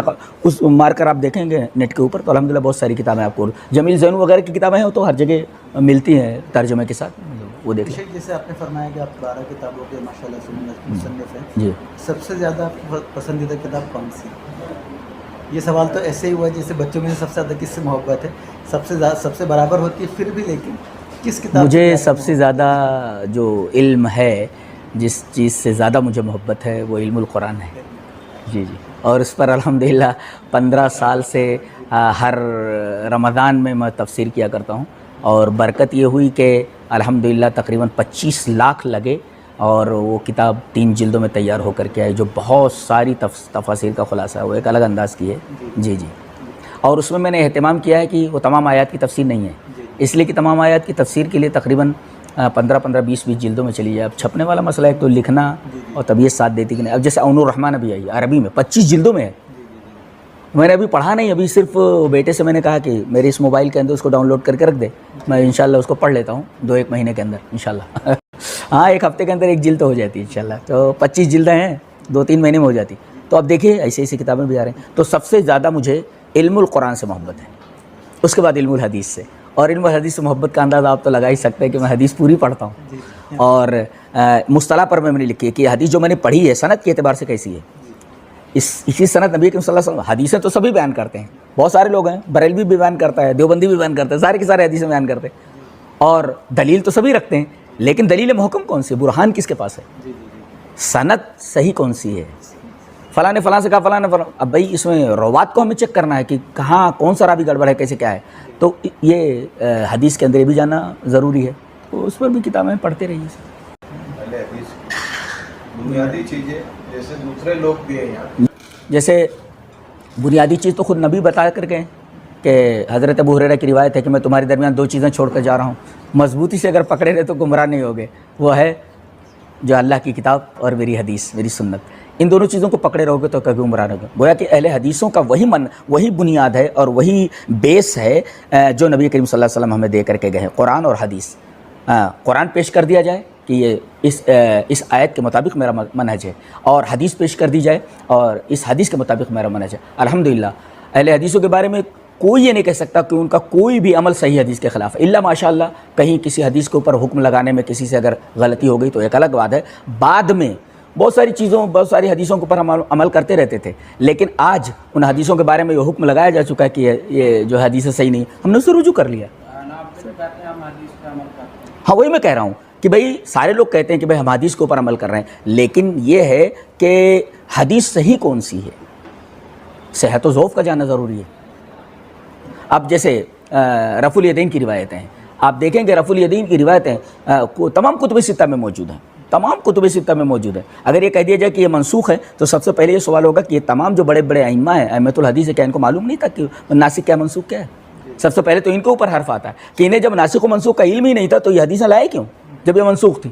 ہر ایک آدمی ذکر کر رہا ہے, بقیہ 4-5 حدیثیں ذکر کی جا رہی ہیں, اور باقاعدہ امام بخاری رحمۃ اللہ علیہ تو ایسی حدیث بھی لاتے ہیں جس سے پتہ چلتا ہے کہ یہ نبی کے بعد کے واقعے سے یہ چیز متعلق ہے. جیسے ایک صاحب جو ہے وہ رفع الیدین کر رہے ہیں اور ان سے پوچھا گیا کہ آپ رفع الیدین کیسے کرے, تو نبی کریم صلی اللہ علیہ وسلم کو میں نے دیکھا ایسا کرتے ہوئے, رأیت رسول اللہ صلی اللہ علیہ وسلم یفعل کذا, میں نے رسول اللہ صلی اللہ علیہ وسلم کو ایسا کرتے ہوئے دیکھا. دیکھو یہ نبی کے زمانے کی بعد کی بات ہے تو منسوخ ہوا, اور منسوخ کے لیے اس کا تعلق تاریخ سے ہے.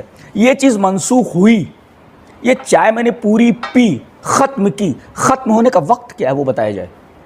یہاں سے یہ منسوخ ہوئی, اس کا ٹائم بتائیے, وقت بتائیے. سب سے پہلے کوئی کہے کہ یہ چیز منسوخ ہے تو منسوخ کا تعلق تاریخ سے ہے, بتائیے. کہ جیسے نبی کریم صلی اللہ علیہ وسلم نے فرمایا کہ میں نے پہلے تم کو منع کر دیا تھا کہ تم قبروں کی زیارت نہ کرو, قبرستان میں جانا ہی نہیں تم لوگ. کنت نہیتکم عن زیارت القبور, میں نے تم کو منع کر دیا تھا قبروں کی زیارت سے, قبروں کی زیارت کرنا ہی نہیں, جانا ہی نہیں, لیکن اب میں تمہیں اجازت دیتا ہوں. فزوروا القبور فإنها تذکر الموت, اب تم لوگ قبروں کی زیارت کرو کیونکہ یہ قبریں موت کو یاد دلاتی ہیں. تو اس سے ایک چیز معلوم ہے کہ ایک چیز منسوخ ہو گئی. پہلے نبی نے یہ فرمایا تھا قبروں کی زیارت نہیں کر سکتے, لیکن اب آپ فرما رہے تم لوگ زیارت کرو. دیکھو یہ وقت معلوم ہو گیا کہ یہ ناسخ ہے, یہ ناسخ اور یہ منسوخ ہے. پہلے منع تھا, اب یہ ہوا, اور اس کی وجہ بھی بتا دی کہ قبروں کی زیارت کرو. سبب کیا ہونا چاہیے, وجہ کیا ہونی چاہیے, موت یاد آئے. اس سے پتہ چلا قبروں کی زیارت ہے, قبر کی زیارت نہیں ہے. یہاں قبر کی زیارت ہوئی, قبروں کی زیارت کہاں ہو رہی؟ اس سے مزار کر دو گیا نا, مزار کر دو ڈائریکٹ. جی جی جی جی وہاں یہ دیکھ اللہ یاد نہیں آتا, موت یاد نہیں آتی. ہاں ہاں جا سکتی, لیکن کثرت سے نہیں جانا چاہیے ان کو. اس لیے کہ نبی صلی اللہ علیہ وسلم فرمایا لعن اللہ الزوارات, یعنی کثرت سے نہیں جانا چاہیے. ویسے اجازت ہے, عورتیں جا سکتی ہیں. پہلے منسوخ تھا یہ حکم, پہلے جو ہے جائز تھا, بعد میں جو ہے نبی صلی اللہ علیہ وسلم نے اس حکم کو منسوخ کر دیا کہ عورتیں جا سکتی ہیں. ہاں ایسے ٹنڈ گھنڈ نہیں کر سکتے. بہرحال جائز ہے ہمارے یہاں الحمدللہ, وہ تو مسئلہ ہے. آپ نے بتایا کہ بھائی 4 امام برق یہ لوگ مانتے ہیں, جیسے بریلی والے امام ابو حنیفہ کو مانتے ہیں, اور یہ اپنے اہل حدیث بھی مانتے ہیں, دیوبند بھی مانتے ہیں, تو اس کے تعلق سے نہیں, میں یہ کہوں گا کہ اسلام میں بتائیں کہ حدیث ہے, آپ بنا بخاری شریف کی حدیث امام بخاری رحمۃ اللہ علیہ, تو وہ تعلق سے کیا بولنا چاہتے ہیں کہ جیسے ان لوگوں نے حدیثیں لایا, جیسے 4 امام ہیں, جیسے 4 کتابیں بھی بڑی بڑی ہیں نا حدیثوں کی, کن نے لکھی ہے؟ نہیں, اس میں ایسا ہے کہ 4 ہی کتابیں نہیں ہیں حدیث کی کتاب. اس میں ایسا ہے کہ انہوں نے اپنی طرف سے کچھ نہیں کہا ہے. اپنی طرف سے نہیں کہا, انہوں نے کیا کہا کہ فلاں نے فلاں سے سنا, فلاں نے فلاں سے سنا, فلاں نے فلاں سے سنا, نبی کریم صلی اللہ علیہ وسلم نے یہ کیا. جی تمام جو یہ محدث ہیں اس طریقے کی حدیثیں لا کر کے ہمارے سامنے رکھ دیتے ہیں ایسا. تو ہم کو حدیث کے اوپر عمل کرنا ہے, ہمیں ان کی بات تھوڑی ماننی ہے. ہم ان کی بات نہیں مانتے, ہم امام بخاری کی بات نہیں مانتے ہم. ہاں جی, امام بخاری کی بات نہیں مانتے ہم. اسی وجہ سے انہوں نے کوئی تعلیقاً ذکر کیا ہے کوئی بات تو ہم نہیں مانتے, اس لیے کہ اس کے اندر سند نہیں ہے. سند کے ساتھ جو چیز پیش کر دی گئی ہے ہم اس کو مانتے ہیں. جس کی دلیل ہو. ہاں جس طرح حدیث تو ان کے ذریعے پہنچی نا. کن کے ذریعے؟ سوال کی وضاحت نہیں, میں کہتا ہوں کہ نہیں ان کے ذریعے حدیث نہیں پہنچی. جی جی, کس کے ذریعے پہنچی؟ ہم تک 600 سال کے بعد ہمارے ہندوستان میں حدیث نہیں حدیث تو نبی کریم صلی اللہ علیہ وسلم کے وہ زمانے. تو لکھی, وہ تو آپ نے بولی ہے, وہ تو حدیث ہم کو سمجھ رہا ہے, لیکن 600 سال کے بعد ہندوستان میں حدیث آئی. ہاں تو وہی, حدیث نہیں تھی کہاں حدیث نہیں تھی ہندوستان میں. نہیں 600 سال پہلے, 600 سال کے بعد آئی ہے. حدیثیں موجود تھیں باقاعدہ, اس کو اصل میں قرآن کے ترجمے بھی نہیں تھے ہندوستان میں. ہمارے قرآن ملک میں مسلمانوں کی تعداد اتنی کہاں تھی؟ صحابہ کرام آئے اور حدیثیں آئی جو 600 سال کے بعد آئی. اللہ کے نبی صلی اللہ علیہ وسلم دیکھو حدیثیں تو 600 سال پہلے بھی تھی نا. تھی نا. ہاں جی, ہندوستان کی کوئی بات ہاں ہندوستان میں آئیں حدیثیں, آئیں صحابہ آئے لے کر کے آئے حدیثیں پھیلیں. بڑے بڑے محدثین نے ان حدیثوں کو جو پہلے لکھی جا چکی تھی, جو پہلے سنی جا چکی تھی, ان کو لا کر کے رکھا انہوں نے لوگوں کے سامنے. ارے پہلے تو قرآن حکیم کا ترجمہ تک جو ہے ممنوع تھا. سب سے پہلے جو ترجمہ ہوا اس کے اوپر کتنا لفڑا ہو گیا تھا اس کا. جب آئی ہوں گے. نہیں سوال یہ ہے کہ صحابہ کرام رضوان اللہ تعالی علیہم اجمعین کب آئے یہاں, کب آئے یہاں؟ نبی کریم صلی اللہ علیہ وسلم کے زمانے میں کچھ لوگ آئے, اور اس طریقے سے حضرت عمر کے زمانے میں کچھ آئے, کچھ حضرت عثمان غنی کے زمانے میں آئے, کچھ لوگ حضرت علی رضی اللہ تعالیٰ عنہ کے زمانے میں آئے, پھر مسلسل آتے رہے. میری پوری تقریر ہے اس کے اوپر. ہاں پوری تقریر سنے ہیں نا کہ کب ہاں اہل حدیث کے پورا وہ ہے بر صغیر میں اہل حدیث کی آمد, وہ پورا کی پوری ایک کیسٹ ہے, تفصیل ہے اس کے اندر. کوئی لکھا بھی ہے قرآن حدیث کے الگ بول رہا ہے تو اس کی بات نہیں مانی جائے گی نا. کوئی بھی لکھا کے نہیں بول کیا رہا آپ ہوں. یہ کہنا چاہ رہے ہیں کہ ہم لوگ جو ہے تو جو محدثین ہیں ان سے حدیثیں لیتے ہیں, جو امام ہیں ان سے فقہ لیتے ہیں, لیکن ان کے مقلد نہیں کہلاتے, ایک طرف ہم حدیث لے رہے ہیں. آپ یہ کہنا چاہ رہے ہیں؟ جی, یہ شک پوچھنا چاہ رہے ہیں کہ ہم لوگ کیا محدثین کے مقلد ہیں جس طرح احناف اور شواف مقلد ہوا کرتے ہیں, اس کی وضاحت چاہ رہے ہیں. اس کے وہ کہاں مقلد تھے, وہ کہاں مقلد تھے؟ امام شافعی خود مقلد نہیں تھے, کوئی بھی امام مقلد نہیں ہوتا. اور انہوں نے بولا بھی نہیں کہ انہوں نے بولا بھی نہیں کہ آپ کسی کی تقلید کیجیے. یہ تقلید ہو گئی نا. نہیں امام کی تکلیف نہیں کر رہے. ہم کسی کے جیسے دیکھیں, اگر کوئی محدث کوئی روایت بیان کرتا ہے, اب جیسے آپ دیکھیں ابن ماجہ, اب پوری کتاب ہے حدیث کی, لیکن اس کی بھی بات حدیثوں کو ہم نہیں مانتے. کیوں؟ اس لیے کہ اس حدیث کی سندوں کے اندر متروک راوی اور جھوٹے راوی موجود ہیں. لہذا ہاں جی, کتنی ابن ماجہ میں میرا خیال 14 روایتیں ہیں باقاعدہ جو جھوٹی روایتیں ہیں. جماعت سے جڑے ہوئے جی وہ جھوٹی روایتیں ہیں. دیکھیں سند کے ساتھ موجود سند بھی ہے, لیکن اس سند کو جب چیک کیا گیا تو پتہ چلا اس میں جھوٹے راوی بھی ہیں. لہذا اس حدیث کو ہم لوگ نہیں مانتے. تو محدثین نے کیا کیا, بعض لوگوں نے تو کیا کیا, ضعیف اور صحیح دونوں حدیثوں کو ذکر کر دیا گیا, اور بعد میں اس کی تفتیش ہوئی کہ بھئی یہ حدیث کیسی ہے, وہ حدیث کیسی ہے. اور بعض لوگوں نے صحیح حدیثیں لانے کا التزام کیا کہ ہم کوئی ضعیف حدیث نہیں لائیں گے. جیسے امام بخاری رحمۃ اللہ علیہ اپنی حدیث کی کتاب بخاری میں وہ کوئی ضعیف حدیث نہیں لائے ہیں. امام مسلم رحمۃ اللہ علیہ کوئی حدیث نہیں لائے ہیں.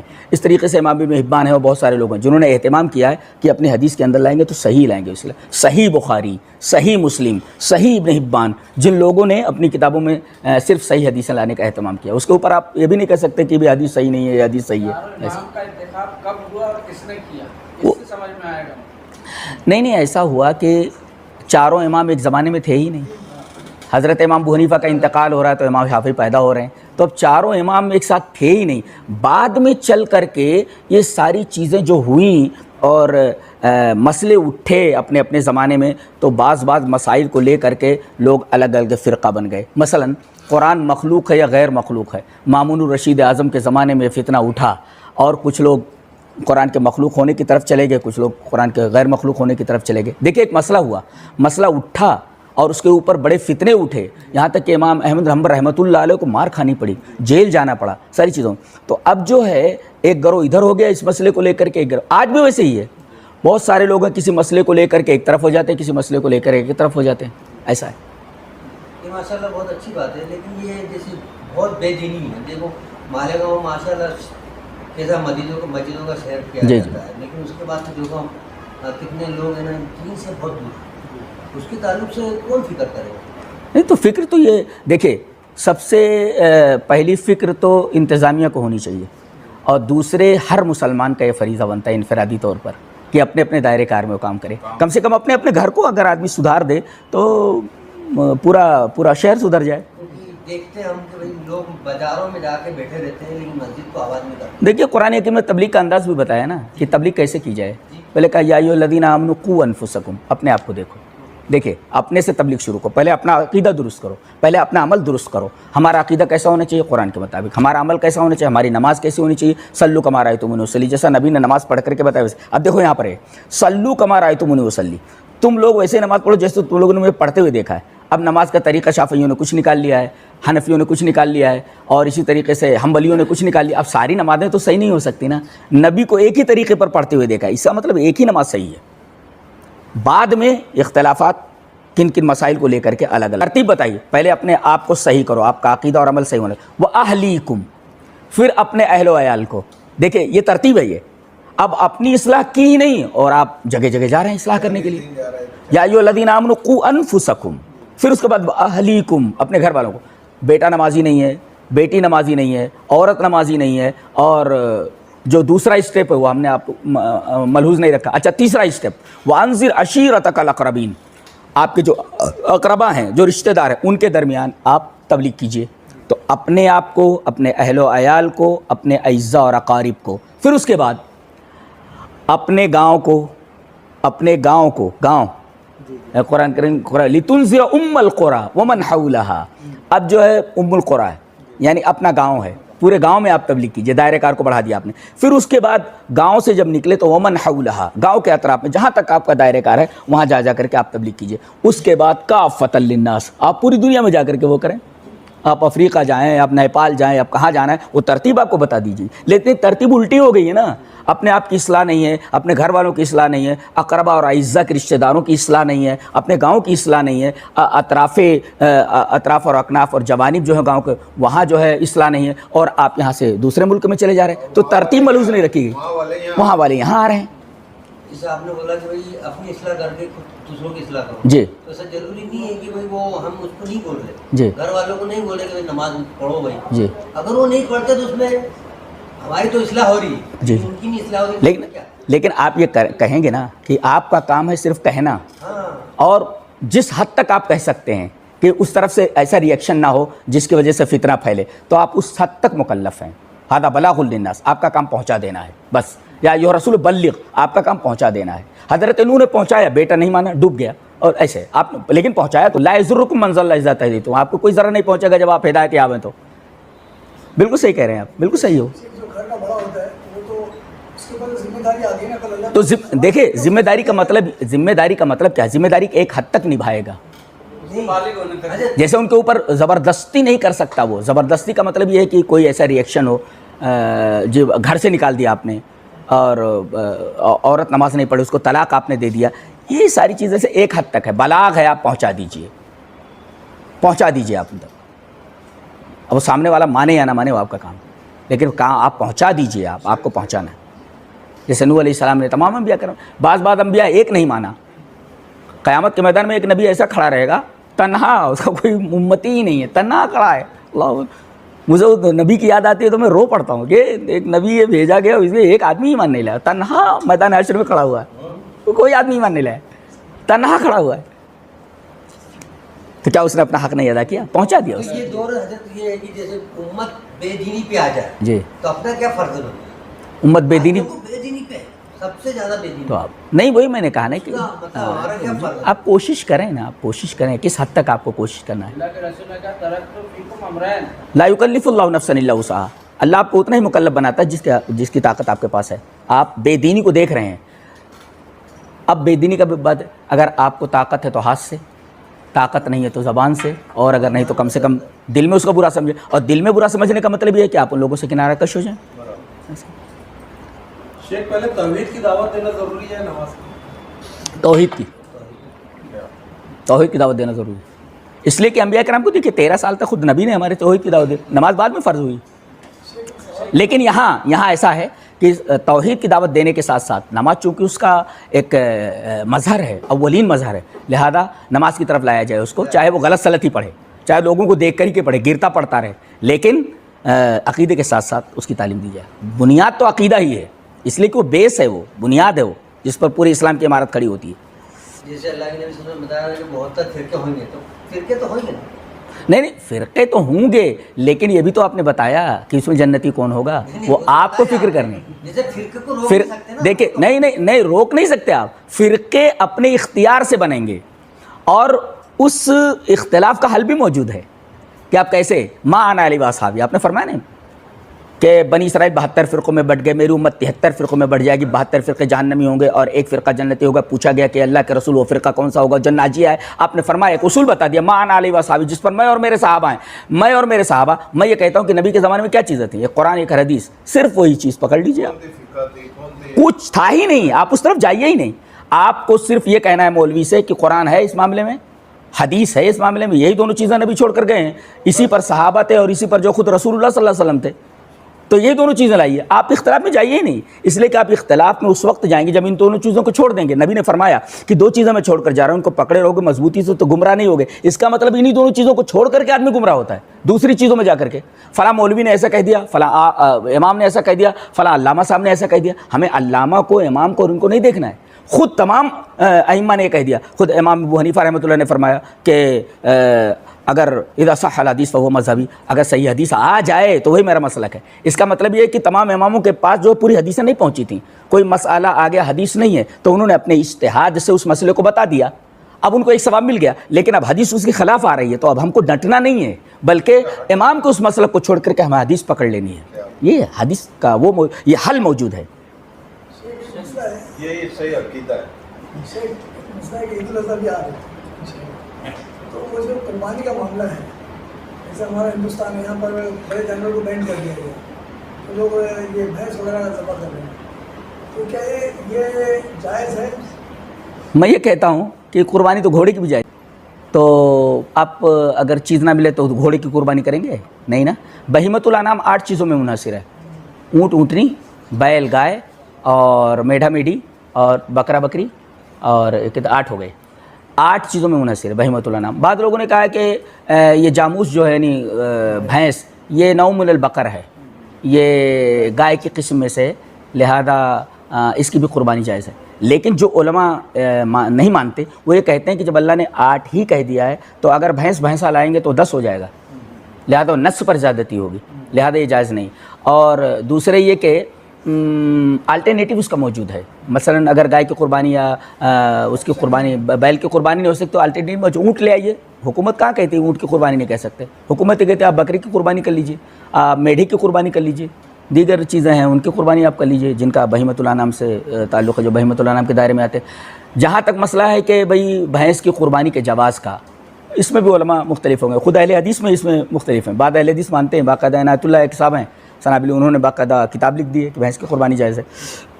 बाज़ उलमा नहीं मानते इसको, इसलिए कि वो कहते हैं ये 10 हो जाते हैं 8 के अलावा। और दूसरे ये अकली दलील भी देते हैं कि भैंस में और गाय में बुनियादी फ़र्क है, फ़ितरत के एतबार से भी, दूध के एतबार से भी। और फ़ितरत के एतबार से क्या, एक पानी से भागती है, एक पानी के अंदर जो है बैठी रहती हो। भैंस को देखिए आप, एक का दूध पतला होता है, एक का गाढ़ा होता है, दोनों के गोश्त के दरमियान फ़र्क है। तो कहते हैं कि हम नहीं मानते इसको, फ़ितरी तौर पर भी ये दुरुस्त नहीं है कि उसी की किस्म में से है और ये 8 के बजाय 10 हो जा रहे, इस वजह से हम नहीं मानते। और जो कहते हैं उनके पास भी कुछ दलाइल हैं ऐसा। बहरहाल इसमें भी इख्तलाफ है, हदीसों में भी इख्तलाफ है इस बारे में। बाद लोग जायज़ करा जी, मैं नहीं मानता उसको जी, नहीं, मेरे यहाँ भैंस की कुर्बानी जायज़ नहीं। बाज़ लोग कहते हैं कि एक मुश्त रखना वो वाजिब है, ज़रूरी है, उसके बाद आप काट सकते हैं। बाज़ लोगों ने इस हदीस को ज़ईफ़ कहा है, ग़ालिबन अबू दाऊद की रिवायत है कि एक मुश्त जो है ये वाजिब है, ज़रूरी है। और बाज़ लोग एक मुश्त से ज़ायद काटने के वो कायल हैं, और जिसमें अल्लामा अलबानी रहमतुल्लाह अलैह के बारे में भी कहा जाता है कि वो काटने के कायल थे। अच्छा, बाज़ लोग ये दलील देते हैं कि भाई जो लोग इस रिवायत के रावी हैं दाढ़ी बढ़ाने के ताल्लुक़ से, वो अबू हुरैरा और हज़रत इब्न उमर है, और दोनों काटते थे। बाज़ लोग कहते हैं इसका ताल्लुक़ हज से है, तो वो कहते हैं कि कोई चीज़ गैर हज में अगर नाजायज़ हो तो हज में वो चीज़ जायज़ थोड़ी हो जाएगी। तो इस तरीके का जवाब दिया जाता है। बेहतर ये कि छोड़ दिया जाए, मैं तो ये कहता हूँ छोड़ दिया जाए। शेख, आजकल जैसे आपके अलावा बहुत सारे उलमा हैं जिनको सुना जाता है, आपके एतबार से कौन से उलमा हैं जिनको नए जो शागिर्द आ रहे हैं, तालिब इल्म आ रहे हैं, उनको सुनना चाहिए? अगर मुख्तसर 2-4 नाम आप इसे बता दें कि इन उलमा का इल्म ज़्यादा पुख्ता है, आप उनको सुने तो हम लोग की आसानी हो जाएगी इंशाअल्लाह। जी, उसमें से तो बहुत सारे उलमा मेरी निगाह में हैं, اولاً جو ہے کفایت اللہ ثنابلی حفظ اللہ ہیں، ان کی تقریریں سنیے، اور منظر پر وہ ہیں، اور اس طریقے عبدالحسین مدنی ہیں، عبدالعظیم مدنی ہیں، ان کی تقریریں وغیرہ سنیے۔ مسائل کے باب میں تو کفایت اللہ بہت ہیں، اور اسی طریقے سے اگر فتاویٰ کے باب میں ہے تو مولانا فضل الرحمان صاحب رحمہ اللہ، ان کی کتاب موجود ہے فتووں کی، کچھ ان کے لیکچرز بھی موجود ہیں، ان لیکچرز کو سنیے، اور بہت سارا ڈاؤن لوڈ کریں گے آپ تو الحمدللہ بہت سارے علماء مل جائیں گے، کچھ پڑوسی ملک کے ہیں، انڈیا میں بہت سارے ہیں۔ ابھی سوال پوچھ کر انشاءاللہ نشست کو وائنڈ اپ کریں گے۔ جی میرا شیخ سے آخری سوال یہ ہے کہ جس طرح سے علماء معاشرے میں کام کر رہے ہیں، ویسے دعات ہے جن کو آج کل بردر اس طرح سے کہا جاتا ہے، عام طور سے ایسے لوگ ہیں جن کا علم اتنا پختہ نہیں ہوتا ہے، لیکن کچھ نوجوان پڑھ لکھ کر علماء کی طرح جو ہے تو کام کرنا چاہتے ہیں۔ تو میرے سوال کے دو حصے ہیں۔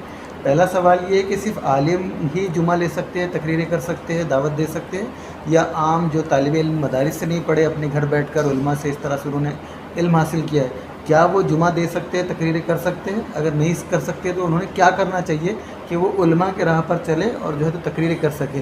جیسے ہم لوگ دیکھتے ہیں معاشرے میں ایک طرف علی مرزا ہے جس نے اپنے علم کے اعتبار سے جو ہے تو اپنے نتائج نکال دیا، جو کسی مدرسے سے فارغ نہیں، لیکن اسی کے اگینسٹ میں اگر دیکھا جائے تو ابو زید ضمیر ہے جو کسی مدرسے سے فارغ نہیں، لیکن ماشاءاللہ علماء کی طرح علم رکھتے ہیں، ان کے ساتھ میں اٹھتے بیٹھتے ہیں، اور کئی علماء کی ان کو تائید حاصل ہے۔ تو اس معاملے میں ہم لوگ کی رہنمائی فرمائیں۔ نہیں، بالکل ابو زید ضمیر کے طرز پر جو علماء ہیں جنہوں نے محنت کی، اور ابو زید ضمیر نے صرف اردو ہی نہیں بلکہ عربی بھی پر کافی دسترس بہم پہنچائی ہے انہوں نے، اور عربی پر بھی اچھی نظر ہے ان کی۔ تو اس طریقے سے لوگ جو محنت کرتے ہیں، اور ٹھیک ہے ابو زید ضمیر نے اتنی محنت کی ہے، اس کے علاوہ بھی کچھ نوجوان اس طریقے کے ہیں جو اس طریقے کی تیاری کر لیں جو قرآن و سنت کے مطابق ہو، جس میں ایسا کوئی انحراف موجود نہ ہو، تو وہ بھی جمعہ کا خطبہ دے سکتے ہیں، تقریر وغیرہ کر سکتے ہیں، لیکن وہ باقاعدہ سلف کی کتابوں سے جڑے رہیں، اور جہاں انہیں کہیں شبہ ہو علماء سے باقاعدہ ربط رکھیں۔ ہاں، بعض لوگ جو ہے علماء سے ربط نہ رکھتے ہوئے جو ہے اس طریقے کی چیزیں کرتے ہیں، ہم ان بردرس کا کنڈم کرتے ہیں، اور جو ہے ان کے بارے میں ہمیں کہتے ہیں کہ اس طریقے کی تقریر وغیرہ نہ کریں اور اجتناب کریں تمام چیزوں سے۔ میں آخر میں سامعین کا اور سب سے زیادہ شیخ کا شکریہ ادا کرتا ہوں پھر سے کہ انہوں نے اتنے بزی شیڈول میں ہم لوگ کو ٹائم دیا۔ میں اللہ سے دعا کرتا ہوں کہ اللہ ان کے علم میں، عمر میں، مال میں، اولاد میں برکت دے۔ اسی کے اعتبار سے سامعین آج دیجیے اجازت، اس کے بعد انشاءاللہ اگلی نشست میں ملتے ہیں کسی ایک اور عالم کے ساتھ۔ تب تک میری اور میری پوری ٹیم کو دیجیے اجازت۔ السلام علیکم ورحمۃ اللہ وبرکاتہ۔ وعلیکم السلام ورحمۃ اللہ وبرکاتہ۔